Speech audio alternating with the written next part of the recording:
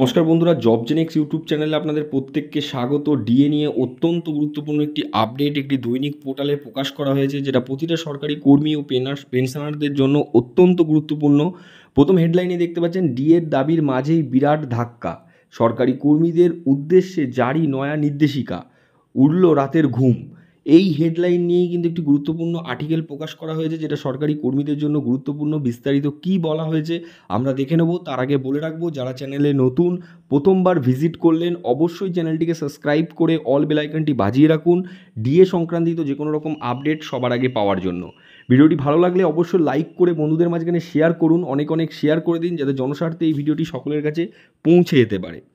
ডিএর দাবির মাঝেই বিরাট ধাক্কা, সরকারি কর্মীদের উদ্দেশ্যে জারি নয়া নির্দেশিকা, উড়ল রাতের ঘুম। দীর্ঘদিন ধরে ডিএর লড়াই চলছে। সংগ্রামী যৌথ মঞ্চ, মাঠে ঘাটে এবং অন্যান্য সংগঠনগুলি কোর্টের কেসে এই লড়াই চলছে। জুলাই মাসেই রয়েছে ডিএ মামলার শুনানি। চলতি মাসে সরকারি কর্মীদের ক্ষোভকে প্রশমন করতে রাজ্য সরকার নতুন সিদ্ধান্ত নিতে পারে। অর্থাৎ নবান্নে একাধিক বৈঠকের পর সিদ্ধান্ত নেওয়া হয়েছে কিছু সংখ্যক ডিএ বাড়ানো হতে পারে। সেক্ষেত্রে অনুমান করা হচ্ছে 4 থেকে 5% ডিএ বৃদ্ধি হতে পারে। সরকারিভাবে কোনো রকম অফিসিয়াল নোটিশ এখনও প্রকাশিত হয়নি, বা মিডিয়াতেও মুখ্যমন্ত্রী কোনো কিছু ঘোষণা করেননি। কিন্তু কানাঘুষো শোনা যায়, মুখ্যমন্ত্রী বারংবার অর্থমন্ত্রীর সঙ্গে বৈঠক সেরেছেন নবান্নে। সেক্ষেত্রে প্রতি জুলাই মাসের শেষে সরকারি কর্মীদের বেসিক বেতনের ওপর 3% বৃদ্ধি পায় বেসিক বেতন, সঙ্গে ডিও বৃদ্ধি হতে পারে 4 থেকে 5%। এক্ষেত্রে সরকারি কর্মীর একাংশ মোটেই খুশি নয়, তারা কেন্দ্রীয় হারে ডিএ দাবি করছেন। মুখ্যমন্ত্রী বহুবার জানিয়েছেন যে ডিএ কেন্দ্রীয় হারে দেওয়া যেতে পারে না, মুন্ডু কেটে নিলেও তার ডিএ কেন্দ্রীয় হারে তিনি দেবেন না। এক্ষেত্রে মুখ্যমন্ত্রী একটি অজুহাত ছিল যে কেন্দ্র সরকার টাকা দিচ্ছে না, সেই জন্য ডিএ দিতে পারছি না। এক্ষেত্রে কেন্দ্র সরকার 10,000 কোটি টাকা বরাদ্দ করেছে রাজ্যের উদ্দেশ্যে, এবং রাজ্যের টাকা পাওয়ার দিক থেকে চতুর্থ স্থানে রয়েছে। মুখ্যমন্ত্রী এই কথা আর চলবে না দেখেই রাজ্য সরকারি কর্মীদের খুশি করার উদ্দেশ্যে মুখ্যমন্ত্রীর এই সিদ্ধান্ত। তবে সিদ্ধান্তের মধ্যে লুকিয়ে রয়েছে সরকারি কর্মীদের যন্ত্রণা। মনে করা হচ্ছে 2000 সালের পর থেকে যারা সরকারি চাকরি পেয়েছেন তাদের পেনশন আর থাকবে না। অর্থাৎ নতুন সরকারি কর্মী যারা রয়েছেন তাদের পেনশন বন্ধ হতে চলেছে অন্যান্য রাজ্য কর্মীদের মতনই।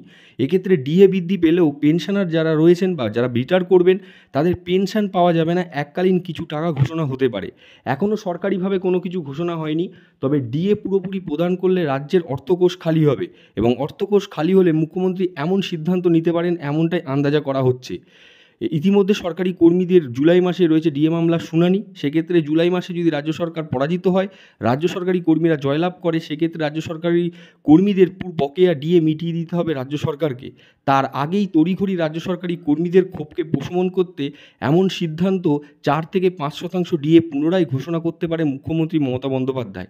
কিন্তু এক্ষেত্রে কোপ পড়বে পেনশনারদের ওপর। পেনশন বন্ধ হয়ে যেতে পারে, এককালীন কিছু টাকা দেওয়ার পর পেনশন বন্ধ করতে পারে এই রাজ্য সরকার, এমনটাই ইঙ্গিত করা হচ্ছে।